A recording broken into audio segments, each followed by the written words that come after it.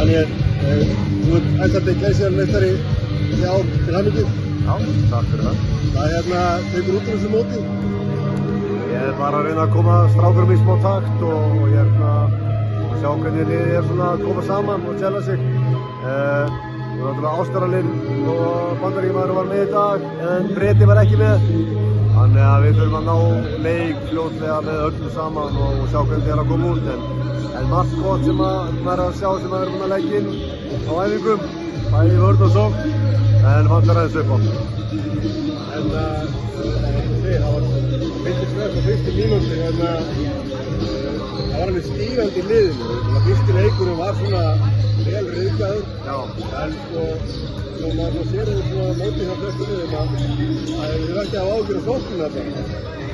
Ég held að maður fá alltaf ykkur áhyggjur þegar tímabilið stendur, en sóknarleikur virðist vera svona að menn veitur nákvæmlega hvað að gera.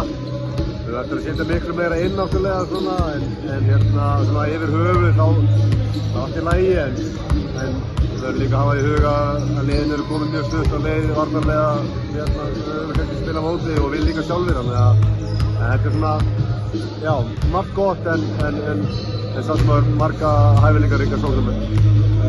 Þú varst að með svona smá line-up þarna sem voru áður tveir útlendingar út af voru með mikið af Íslendingar sem stóðu sig bara mjög vel að það hjá þeim.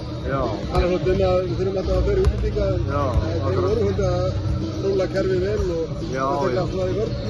Algjörlega og íslensku strákarnir yngri sem eru að koma inn í þetta og sem ég er líka að kynnast bara og standa sig bara virkilega vel að þessum.